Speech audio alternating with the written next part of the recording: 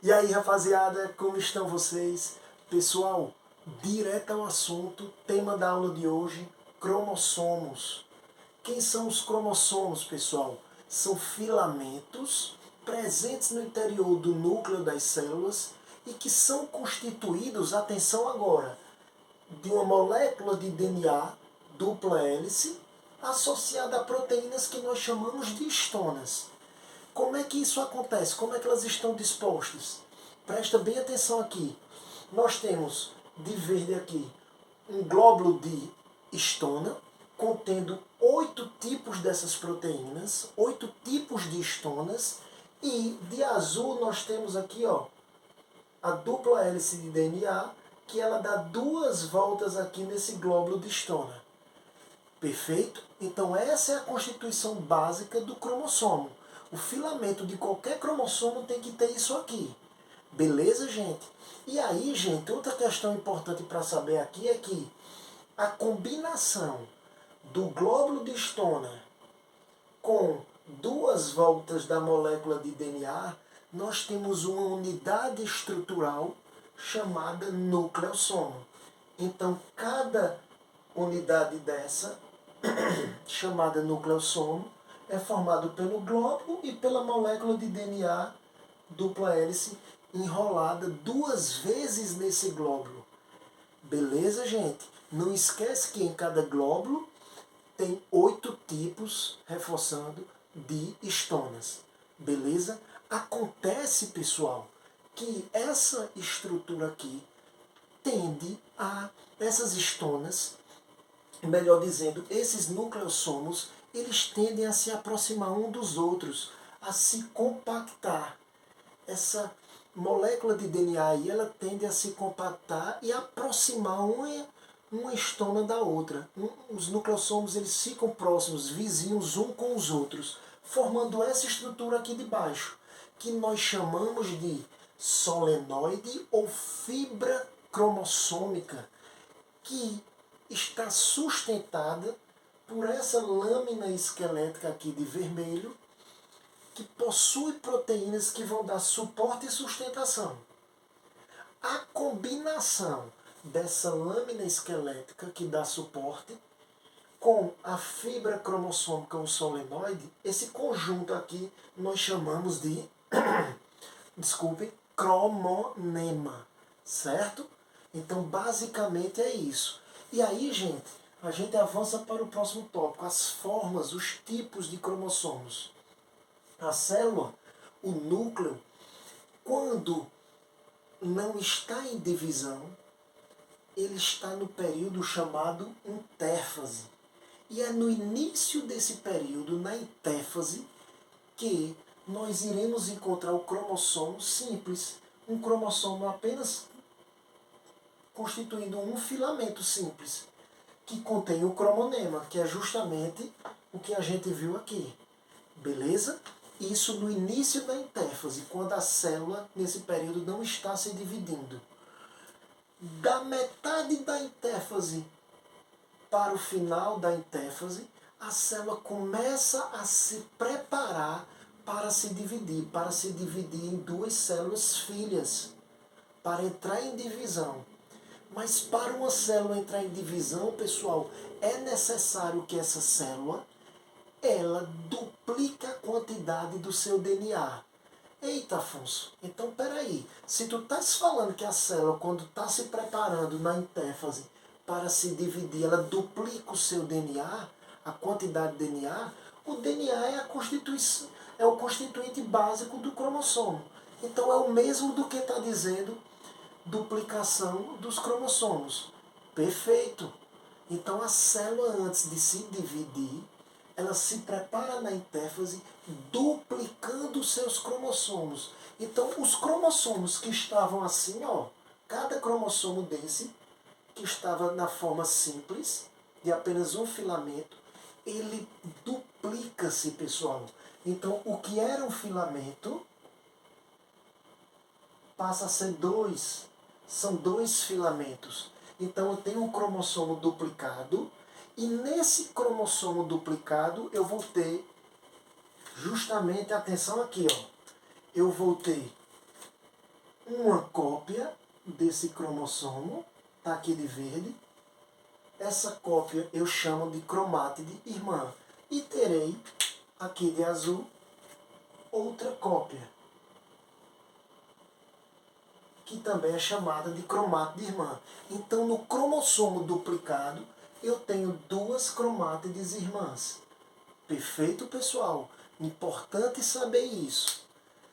Essas cromátides irmãs, elas estão ligadas, conectadas umas com as outras, a partir de proteínas especiais que nós chamamos de coenzinas. Dá para enxergar melhor elas aqui, olha só. Essas coenzinas são proteínas que estão aqui, ó, pontilhadinhas aqui, que conectam essa cromátide irmã com essa outra cromátide aqui. Aqui embaixo também vai estar cheia de coenzinas. Perfeito? Então elas não ficam separadas. Ok, gente? Cuidado que as pessoas se confundem achando que elas estão unidas só pela parte central aqui. De maneira alguma. As coenzinas estão aqui. Essas proteínas especiais. Beleza? Então vamos lá. Quando a célula já inicia o processo de divisão celular, gente, aí o cromossomo já duplicado, ele fica mais espesso, ele fica mais condensado, justamente mais ou menos como esse formato aqui, certo? E aí surgem alguns elementos. Se ele está mais condensado, vai ter uma região, que é essa daqui, ó, acompanhando, eu estou colocando o pincel aqui, o lápis. É nessa região aqui, onde ocorre um estrangulamento da parte condensada, essa região que não está condensada, que nós chamamos de centrômero. Essa região vai dividir, essa região chamada centrômero, que não está condensada, ela vai dividir o cromossomo em braços cromossômicos. E aí nós temos um V para baixo, esse V aqui, ó, certo? É um braço cromossômico, que eu estou passando o pincel aqui. E o V para cima aí, esse outro braço cromossômico. Eles estão, repito, separados, divididos, melhor dizendo, por essa região aqui chamada centrômero. Ei, mas olha só, cuidado, o centrômero é essa região, repito, onde ocorre um estrangulamento da parte condensada. É uma região em que não há condensação e que divide os dois braços cromossômicos. Perfeito? Essa região chamada centrômero, ela nem sempre está no centro. Está errado dizer que centrômero é a parte do cromossomo que se encontra no centro. De maneira alguma, gente. Beleza? Isso não está correto. A gente vai ver o porquê agora na classificação. Então vamos lá. Classificação com relação à posição do centrômero. Gente, o centrômero ele muda de posição em algumas situações, em alguns tipos de cromossomos, e isso nos leva a classificar esses cromossomos de acordo... Desculpem, gente, estou um pouquinho gripado. De acordo com esse parâmetro aqui, que é justamente o tamanho dos braços. Então acompanhe aqui comigo, vamos lá. Existe uma classificação chamada cromossomo metacêntrico, meta, meio, o centrômero, aqui sim, ele está na região mediana, formando, gerando dois braços. Esse braço aqui de baixo, esse V aqui para baixo, esse braço do mesmo tamanho desse braço de cima. Perfeito? Quando os braços têm tamanhos iguais e o centrômero está no meio, eu tenho o tipo metacêntrico. Quando o centrômero está um pouquinho mais deslocado da região mediana, formando braços de tamanhos desiguais, veja que esses aqui são maiores do que esse, nós temos a classificação submetacêntrico. Quando nós temos braços de tamanhos também desiguais, mas muito mais desiguais do que o submetacêntrico, eu tenho a classificação, o tipo acrocêntrico. Perfeito, pessoal? E quando eu tenho a classificação telocêntrico, ela vai ocorrer quando nós temos apenas um braço cromossômico, porque o centrômero ele se deslocou todo para a extremidade, ele se encontra todo lá na extremidade do cromossomo. E aí ocorre praticamente a presença apenas de um braço cromossômico. Pessoal, só para reforçar o seguinte, cuidado para não atrapalhar braço cromossômico, esse e esse aqui, com cromate de irmãs. São diferentes. As cromates irmãs, estou pegando o pincel aqui para vocês acompanharem. Essa aqui é uma cromate de irmã, essa daqui é a outra. Se eu for naquele ali, essa daqui ó, é uma cromate de irmã, acompanha aqui, e essa daqui é a outra. Certo? Então as cromates irmãs são diferentes dos braços cromossômicos. Muito cuidado que o pessoal costuma se confundir nesses aspectos aí. Beleza? Então a classificação dos cromossomos, como eu acabei de dizer, envolve como parâmetro classificatório o tamanho dos braços. E aí a gente tem esses 4 tipos que são os que mais caem nas provas. Beleza, pessoal? Agora a gente vai falar de uma parte do cromossomo que está presente nas extremidades deles, chamadas de telômeros. Os telômeros são sequências de DNA presentes nas extremidades dos cromossomos. Então tá aqui, olha só, os telômeros. Perfeito? Eles estão nas pontinhas dos cromossomos. E uma coisa que eu acabei não colocando aí, mas os telômeros são regiões aqui dessas extremidades que não possuem genes. É importante saber isso, não possuem genes. Ok? Pessoal, os telômeros eles são produzidos pela enzima telomerase. Então essa enzima telomerase ela tende ou a aumentar o tamanho desses telômeros na extremidade, ou então pelo menos manter o tamanho desses telômeros. Ok? A questão é que essa enzima telomerase, nós só produzimos elas até uma determinada etapa do desenvolvimento embrionário. Eu estou querendo dizer a vocês que lá do desenvolvimento embrionário até a fase adulta, não há a presença da telomerase. Ei, minha gente, então raciocina comigo. Se não há a presença da telomerase, de lá para cá, o nosso telômero, ele, em vez de aumentar de tamanho ou permanecer com o mesmo tamanho na extremidade do cromossomo, ele começa a diminuir de tamanho, porque não há a enzima telomerase para repor ele, para manter esse telômero.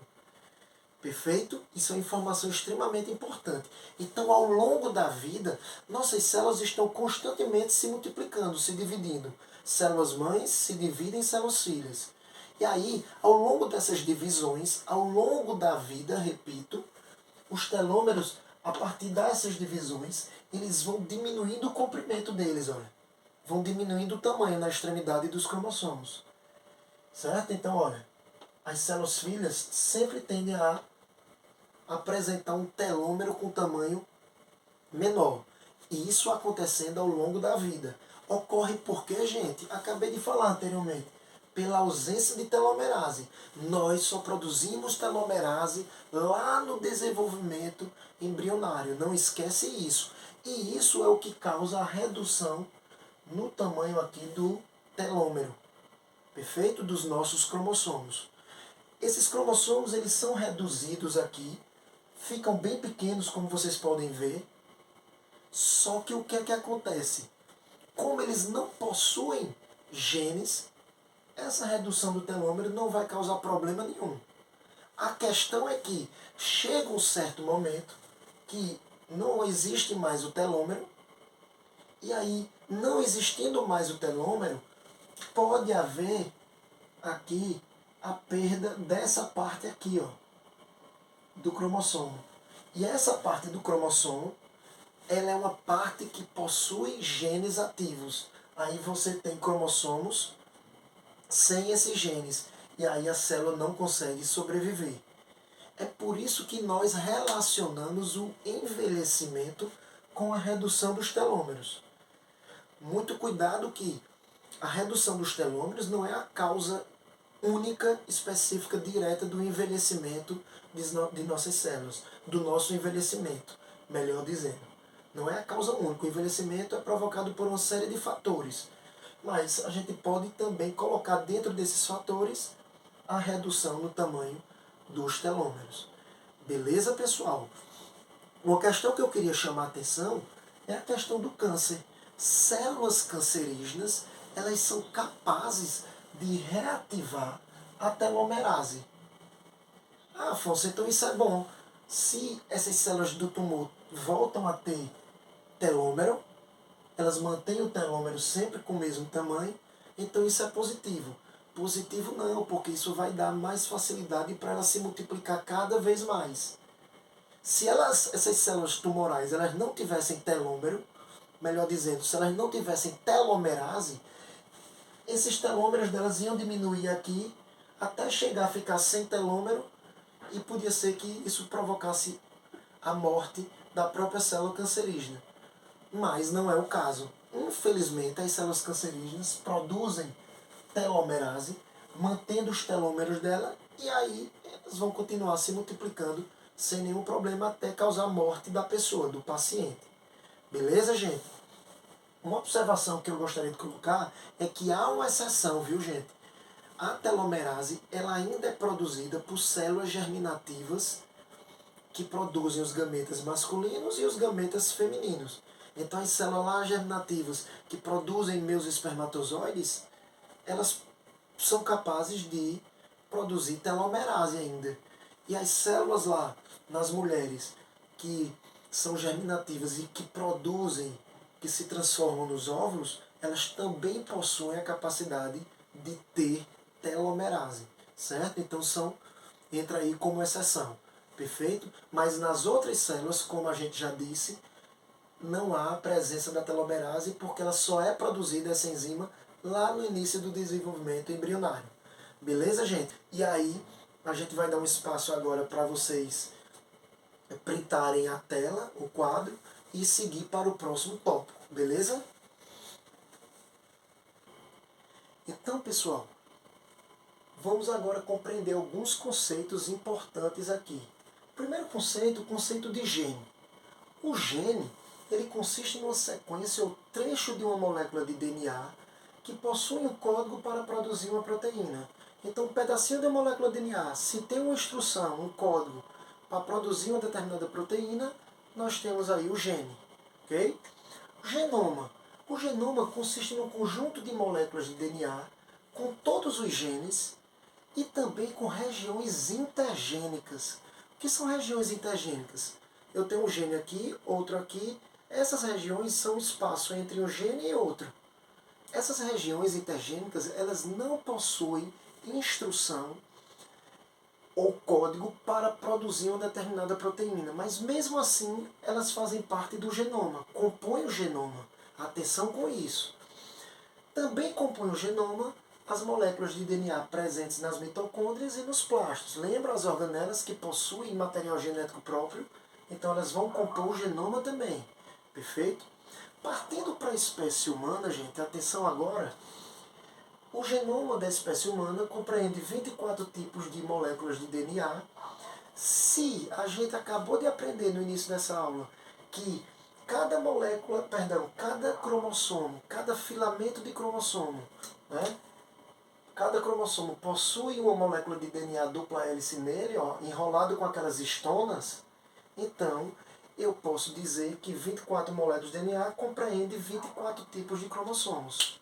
E aí, desses 24 tipos de cromossomos, existem os autossomos e os sexuais. Os cromossomos autossomos são aqueles que estão presentes tanto na célula do indivíduo do sexo masculino, como também nas mulheres, indivíduos do sexo feminino. Perfeito? Já os cromossomos sexuais são representados pela letra X e Y e eles variam entre as células sexuais, melhor dizendo, entre as células dos diferentes gêneros, sexo masculino e feminino. A gente vai entender isso agora. Então vem comigo, presta bem atenção agora, gente. Imagine um espermatozoide contendo 23 cromossomos, é um gameta masculino produzido pelo homem, o óvulo com 23 cromossomos aqui, que eu representei de vermelho, sendo um gameta produzido pela mulher, um gameta feminino.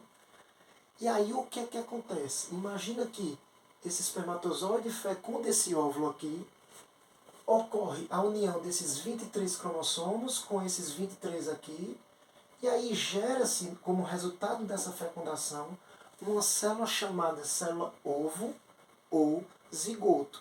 Essa célula ovo zigoto, ela vai possuir a soma desses 23 cromossomos de cada gameta, dando um total de 46 cromossomos. Esses 46 cromossomos na célula ovo zigoto, eles estão dispostos, posicionados em pares. Por quê? Porque durante a fecundação, um determinado cromossomo de azul aqui, o masculino, ele vem e vai se parear, formar um par com um cromossomo do mesmo tamanho dele. E aí você tem o par número 1. Depois vem outro cromossomo de um tamanho e forma diferente e se encontra, ó, fica pareado com o cromossomo vermelho do mesmo tamanho e mesmo formato. E aí você vai formando vários pares aqui na célula ovo zigoto, num total de 23 pares de cromossomos. Esses cromossomos que estão aos pares, atenção, nós chamamos, olha para aqui para baixo, chamamos de cromossomos homólogos. O que são esses cromossomos homólogos? Foi o que eu acabei de dizer. Tá aqui, olha para cá. São cromossomos que estão aos pares, um de origem, o azul, de origem paterna, que veio do espermatozoide, indivíduo masculino, e o outro de origem materna, que veio do óvulo produzido pela mãe. Esses cromossomos homólogos, eles se caracterizam por ter mesmo tamanho, tá aqui, ó, tamanho igual, e também mesma forma, formas iguais, beleza? E além disso, eles possuem genes em posições equivalentes. Então, um gene nessa posição é o mesmo gene desse aqui, vão determinar a mesma característica. Um gene aqui vai ter outro na mesma posição aqui, e assim sucessivamente. Perfeito, gente? Então, esses pares aqui são pares de cromossomos homólogos. Um cromossomo homólogo veio do espermatozoide e o outro veio do óvulo. Perfeito, gente? A célula ovozigoto é aquela célula, gente, inicial ali, que vai dar origem, se multiplicar, às células embrionárias e, consequentemente, às células de todo o nosso organismo. Certo? Essas células, elas são diploides, porque elas possuem 46 cromossomos, o dobro das células gaméticas aqui, no caso o óvulo e o espermatozoide, que tem 23 cada um. Perfeito? Essas células aqui chamamos de diploides, enquanto as que possuem metade nós chamamos de haploides. Então os gametas são células haploides. E a célula ovozigoto e todas as outras células do nosso corpo são células o quê? Diploides, que possuem 46 cromossomos. Então fixa bem isso aí. Então vem para cá para poder entender, gente. Até o par número 22, nós temos aqui, ó, 1 a 22, cromossomos do tipo autossomos. Já o par de número 23, dá um zoom aí, pessoal. Vejam que, ó, o masculino, que está de azul, e o vermelho, que é o feminino, que veio do óvulo, eles estão do mesmo tamanho. Seria mais ou menos assim, ó. Vem pra cá, vou aumentar aqui, ó. Tá aqui, ó. O masculino veio do espermatozoide e o feminino tá aqui. Gente, esse par de número 23, ele não é autossomo. Ele é um par de cromossomos o quê? Sexuais. O Afonso, sempre o par 23 vai ser sexual, e isso sempre ele. Quando ele tem, atenção, mesmo tamanho aqui, ó, de cromossomos, mesmo formato, quando eles são homólogos, tudo certinho, do mesmo tamanho, eu tenho aí uma célula do tipo X, sendo representada pela letra, melhor dizendo, XX, onde um X, que é esse daqui, cromossomo X, veio do gameta, esse X aqui veio do gameta masculino, do homem, no caso, e o vermelho aqui, esse aqui, que eu vou até colocar o X aqui como sendo assim. Esse X aqui veio de quem? Do óvulo. Então, quando uniu o X do espermatozoide com esse X aqui do óvulo, XX formou o par sexual 23XX. Essa célula XX, quando tem esse cromossomo sexual XX, ela é uma célula ovozigoto que vai dar origem a uma menina, certo? Indivíduo do sexo feminino, que tem esse símbolo aqui. Perfeito? Partindo para cá, olha, e dá o zoom de novo, gente, para vocês verificarem bem aí. Partindo aqui, imagine esse espermatozoide fecundando de novo esse óvulo, formou a célula ovozigoto. Até o par de número 22 eu tenho cromossomos o que? Autossomos. E aí no cromossomo 23, dá o zoom nele, gente. Dá o zoom, olha só. Nesse par 23 ali, daquela outra célula ovozigoto, eu tenho o azul aí bem pequenininho. Esse azul é um cromossomo bem pequeno. E eu tenho um cromossomo do tamanho desses aqui, normal. Desse mesmo tamanho aqui, certo? Eita, Afonso, mas o azul é um cromossomo muito pequenininho. Esse cromossomo pequeno nós chamamos de cromossomo o que, gente? Cromossomo Y, certo? E esse aqui é o mesmo tipo de cromossomo desses aqui, é um cromossomo do tipo X. Então eu tenho XY. Eu botei YX aqui, mas na verdade é um par de cromossomo sexual do tipo XY, certo? Onde o cromossomo Y veio do espermatozoide, atenção aqui, ó, e o cromossomo X veio de quem? Logicamente, do óvulo. Perfeito? Então, gente, acaba essa história, pessoal, de que o Y aí é um cromossomo que, quando eu vou visualizar ele no microscópio, ele está lá no formato de Y. Não. A letra Y é para representar que é um cromossomo que consiste no cromossomo muito pequeno. Um cromossomo pequenininho. Certo? E o X aqui significa o mesmo X desse. É um cromossomo que tem o mesmo tamanho desses. Certo? Acaba essa história de que o Y corresponde a um cromossomo com formato, na realidade, da letra Y. Ele não tem formato de Y, certo? O Y é só para dizer que ele é do tamanho menor, do tamanho pequeno. Então, tiveram que colocar outra letra. Beleza, gente? Então, compreenderam a diferença aqui?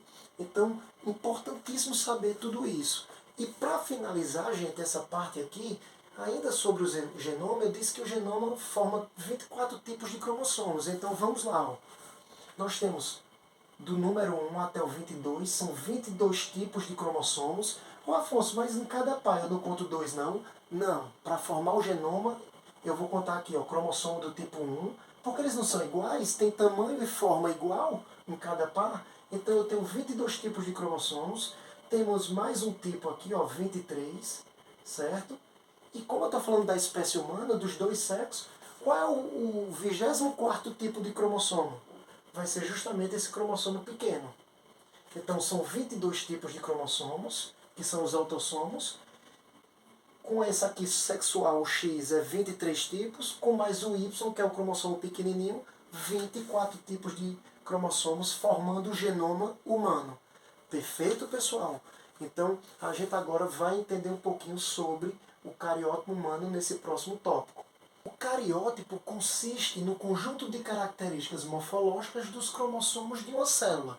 Características como forma e tamanho desse conjunto de cromossomos. Beleza? E aí, nós temos o cariótipo humano.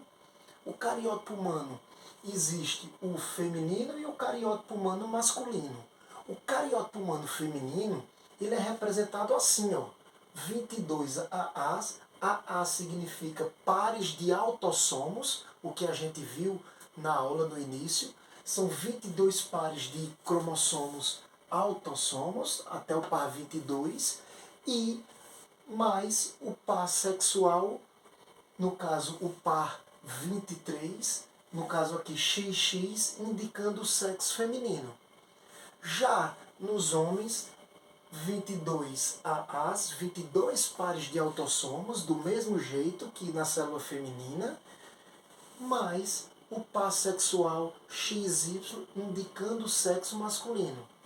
Uma representação que pode acontecer também é que, por exemplo, nas mulheres vinha o número 46 representando o total de cromossomos e não o número de pares, certo? Então eles geralmente colocam 46, e o par sexual vindo em seguida. XX indicando a mulher, 46, XY, XY indicando o sexo masculino. Ok, gente? Ideograma. Pessoal, o que é o ideograma? O ideograma, na verdade, é uma montagem contendo um conjunto de cromossomos fotografados e que permite a análise das características desses cromossomos. O que são esses cromossomos fotografados? Como é que se faz o ideograma? Vamos lá, vamos entender. O citologista, em laboratório, ele coleta o sangue de uma pessoa contendo células chamadas de linfócitos. Esses linfócitos, essas células sanguíneas são colocadas num tubo de ensaio, pessoal, contendo substâncias nutritivas. E aí acrescenta-se nesse tubo de ensaio, nessas células, substâncias chamadas fitohemaglutininas, que vão estimular a divisão celular desses linfócitos. Perfeito? E aí eles começam a se dividir. Nas etapas seguintes, acrescenta-se mais ainda substância chamada colchicina. Essa substância muito conhecida, a colchicina, ela na verdade paralisa a divisão celular dessas células, no caso desses linfócitos. Mas paralisa em que fase? Na fase de metáfase, que é uma etapa da divisão celular, gente, que nós conseguimos enxergar bem os cromossomos no meio da célula, porque eles estão bem corados, bem condensados, bem espessos, fáceis de ser visualizados. E aí, ocorrendo isso, o que é que acontece? Adiciona-se mais solução hipotônica e, em seguida, o citologista ele pega uma certa quantidade, coloca algumas gotas dessa solução com esses linfócitos, com a divisão paralisada, numa lâmina de vidro, e aí quando eles ficam na superfície da lâmina de vidro, ocorre um rompimento dessas células, desses linfócitos, e os cromossomos se espalham na superfície da lâmina. E aí eles ficam ideais para serem fotografados. Então eles acoplam, realizam uma fotomicrografia com o microscópio, e essa fotomicrografia ela é ampliada e impressa. O profissional ele imprime essa fotomicrografia ampliada e recorta cada cromossomo, e a partir daí, a partir desse recorte, ele vai montando os cromossomos aos pares de acordo com seus tamanhos. Os cromossomos homólogos, que têm tamanho, tudo certinho, são cromossomos praticamente idênticos, perfeito? E aí ele vai fazendo essa montagem e principalmente numa ordem decrescente de tamanho de cromossomos. Então ele coloca os cromossomos maiores nos primeiros pares e assim vai diminuindo, beleza? Então o ideograma é justamente essa montagem feita por todo esse processo. O ideograma, repito, ele permite, olha, a análise das características morfológicas, ele permite o estudo do cariótipo humano, beleza? Então a montagem propriamente dita, repito, é o ideograma. Cuidado para não confundir, ok? E aí vamos para frente estudar as aberrações cromossômicas. As aberrações cromossômicas são desvios do cariótipo, gente. São alterações na quantidade de cromossomos ou alterações nas estruturas desses cromossomos, certo? E aí o que é que acontece? Nós temos essas alterações numéricas ou estruturais, como eu disse. Vamos pegar 3 exemplos de alterações numéricas para que vocês possam compreender. Essas alterações numéricas, alterações na quantidade de cromossomos, ocorrem em portadores de determinadas síndromes. Dentre elas, vamos pegar primeiro aqui, ó, a síndrome de Down. A síndrome de Down se caracteriza pela trissomia do 21. O que é isso, trissomia do 21, Afonso? Vem comigo, olha só. É justamente a presença, trissomia significa três cromossomos, a presença de 3 cromossomos no par de número 21. Então vem para cá, olha só. O par de número 21, em vez dele ter apenas de ser realmente um par, certo? O normal seria ele ter um par, igual aos outros pares. Ele, na verdade, apresenta um terceiro cromossomo. Esse terceiro cromossomo, ele, presente aqui, ele vai gerar a síndrome de Down. Ele vai caracterizar a síndrome de Down. E aí as pessoas com síndrome de Down são aquelas que têm o olhinho um pouco mais puxado, são aquelas que têm geralmente um atraso, um retardo cognitivo, mental, certo? Também algumas diferenças físicas. E aí, pessoal, o portador ele tende a ter uma vida razoavelmente normal, seguindo alguns cuidados, logicamente, mas tem uma vida, de certa forma, normal, comparado com outras síndromes. Perfeito? Outra síndrome aqui, pouco conhecida, é a síndrome de Turner. O que é a síndrome de Turner? É uma síndrome que ocorre em mulheres e ela se caracteriza por haver uma monossomia. Eita, Afonso, e o que é monossomia? Monossomia significa mono, a presença de um cromossomo apenas em algum par. Mas em qual par? Nesse caso, no par sexual. Então, por exemplo, você pega aqui, o par sexual sempre é o par 23, a portadora, a mulher portadora de síndrome de Turner, ela não tem esse cromossomo, um desses cromossomos aqui sexuais, e ocorre a monossomia, a presença somente de um. Beleza? E aí o portador da síndrome de Turner, a mulher, ela tem baixa estatura, ela tem problemas na formação dos órgãos genitais e, consequentemente, problema de fertilidade. Então, ela tem uma série de sintomas que também vai dificultar um bocado a vida dessas portadoras. Perfeito? A síndrome de Klinefelter é outra que eu queria falar. Nesse caso não ocorre com mulheres, ocorre apenas com os homens. E aí também se caracteriza como sendo uma trissomia, presença de 3 cromossomos em algum par, certo? No caso do Down, foi uma trissomia no par 21. Aqui na Klinefelter vai ser uma trissomia no par sexual dos homens. Então, os homens, no par 23, eles têm o cromossomo Y, certo? Eles têm o cromossomo Y. O que é que acontece aqui no portador de Klinefelter? Ele simplesmente vai ter no par 23 3 cromossomos. 2 cromossomos iguais, que são os cromossomos X, e um cromossomo Y. Perfeito? Então ele vai ter X, X, Y. E aí, gente, a gente tem um homem também com problemas na formação dos órgãos genitais, problemas de fertilidade, problemas em outras características secundárias sexuais. Perfeito, pessoal? Isso é o que caracteriza a síndrome de Klinefelter, ok? Gente, só lembrando, pessoal, que quando a gente coloca aqui XXY, esse cromossomo Y, certo? Ele sempre é um cromossomo que pequenino, né? Se, por exemplo, eu coloco nos homens o cromossomo X e o Y ele não é um cromossomo que tem o formato de Y.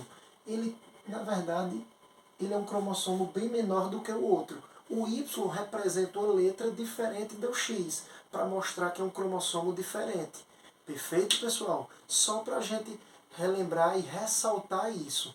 Outra coisa que eu queria dizer para a gente finalizar essa aula é que todos esses estudos de cromossomos que a gente está vendo está dentro de uma área da biologia chamada citogenética. Cito de citologia, estudo da célula, e genética, que remete a material genético, que está presente justamente nos cromossomos. Beleza, gente? Então aqui a gente finaliza mais uma aula. Desejo bons estudos e até o próximo vídeo. Um abraço a todos.